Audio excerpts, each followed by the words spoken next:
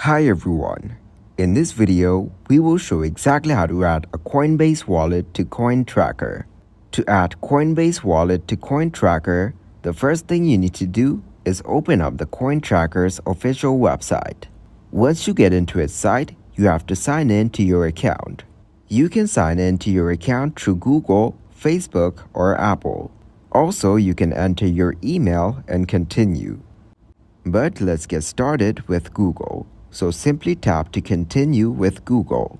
Then choose your account to continue the process. Right after that, you will get into your account.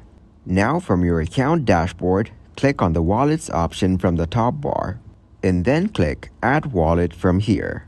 After that, select the wallet you want to add from the given options.